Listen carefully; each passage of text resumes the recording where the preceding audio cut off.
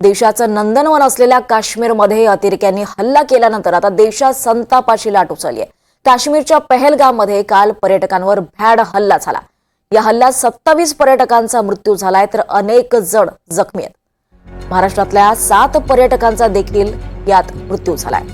दरम्यान हल्ल्यानंतर काश्मीर सध्या अस्वस्थ आहे। लष्करानं काश्मीरमध्ये आपली मोहीम आणखी कडक केली आहे। जखमींना जवळच्या रुग्णालयात दाखल करण्यात आलंय आणि प्रत्यक्षदर्शींनी दिलेल्या माहितीनुसार पहलगाममधील मिनी स्वित्झर्लंड म्हणून प्रसिद्ध असलेल्या पर्यटन स्थळावर फक्त घोड्यावरून किंवा पायी जाता येतं। तिथे पर्यटक घोड्यावरून आणि पायी जात असताना पर्यटकांवर दहशतवाद्यांनी अंधाधुंद असा गोळीबार सुरू केला।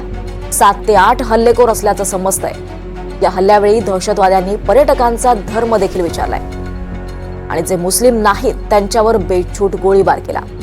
पहलगाममध्ये सर्व दुकानं आता बंद करण्यात आली आहेत।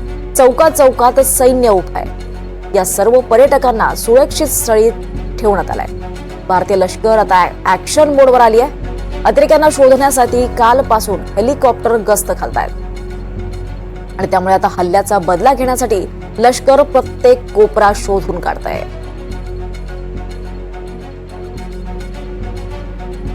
जम्मू आणि काश्मीरमधील पहलगाममध्ये अमरनाथ यात्रेच्या अगदी आधी हा दहशतवादी भ्याड हल्ला झालाय। यात किमान 27 जणांचा मृत्यू झालाय तर अनेक जण जखमी झाल्याचं वृत्त आहे। मृतांचा आकडा वाढण्याची देखील शक्यता वर्तवण्यात येते आहे। सध्या आपण इथे दृश्य पाहतोय। इथं हेलिकॉप्टरने सर्च ऑपरेशन सध्या सुरू आहे। या हल्ल्यासंदर्भात संपूर्ण तपास आता NIA करणार आहे। यात्रेकऱ्यांचा शोध हा हेलिकॉप्टरद्वारे घेतला जातोय। दरम्यान पहलगाममध्ये सर्व दुकानं बंद करण्यात आली आहेत। या हल्ल्याचा निषेध करत निषेध रॅली सुद्धा पहलगाममध्ये काढण्यात आली आहे। चौकात सध्या तिथे सैन्य उभं आहे। संपूर्ण पोलीस बंदोबस्त कडेकोट करण्यात आलाय आणि आता या सर्व पर्यटकांना देखील सुरक्षित स्थळी ठेवण्यात आलंय। भारतीय लष्कर आता ऍक्शन मोडवर आलेलं आहे। या अतिरेक्यांना शोधण्यासाठी कालपासून हेलिकॉप्टर गस्त घालताय। हेलिकॉप्टरद्वारे अतिरेक्यांचा शोध घेण्याचा प्रयत्न होतोय। या दहशतवाद्यांना ठेचून काढण्यासाठी सध्या सैन्य तैनात करण्यात आल्यात। कडेकोट बंदोबस्त तिथे करण्यात आलाय। देशात संतापाची लाट उसळली। पंतप्रधान मोदी देखील आपला दौरा अर्धवट सोडून भारतात परतले। भारतात परतताच त्यांनी दिल्लीमध्ये विमानतळावरच बैठक घेतली आहे। एस जयशंकर, अजित डोवाल यांच्यासोबत महत्वपूर्ण अशी बैठक घेतात। हे दृश्य आपण पाहतोय। पोलीस बंदोबस्त सध्या पहलगाममध्ये तैनात करण्यात आल्यात। पोलीस गस्त घालतायत।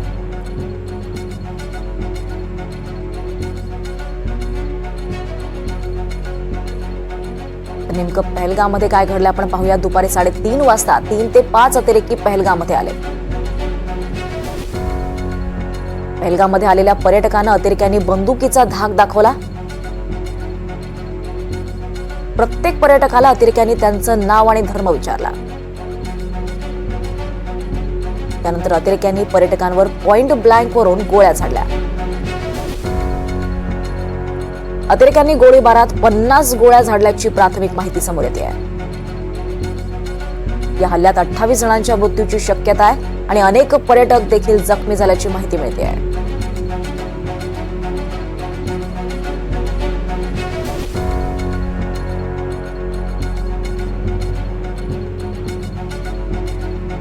पहलगाममध्ये हा हल्ला नेमका कुठे झाला आपण पाहूयात। पहलगाम पासून 6 किलोमीटर अंतरावर भैसरान नावाचं पर्यटन केंद्र आहे। भैसरांमध्ये पायी किंवा घोड्यावर बसूनच जाता येतं। अशा ठिकाणी हल्ला केल्यानं हल्ल्याचं टार्गेट असणारं निसटणं कठीण आहे। वैद्यकीय मदत पोहोचणं सुद्धा अत्यंत कठीण आहे आणि अशा ठिकाणी हल्ला केल्यास हल्ल्याला मोठ्या प्रमाणात प्रसिद्धी देखील मिळते।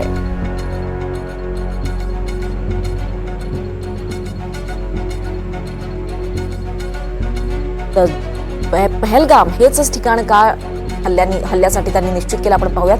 पहलगाम हे काश्मीरमधलं सर्वात महत्त्वाचं पर्यटन केंद्रांपैकी एक आहे। काश्मीरमध्ये येणारा प्रत्येक पर्यटक पहलगाममध्ये जातो। थेट बर्फाळ प्रदेशाचा आनंद लुटण्याचा सर्वात पहिलं केंद्र हे पहलगाम।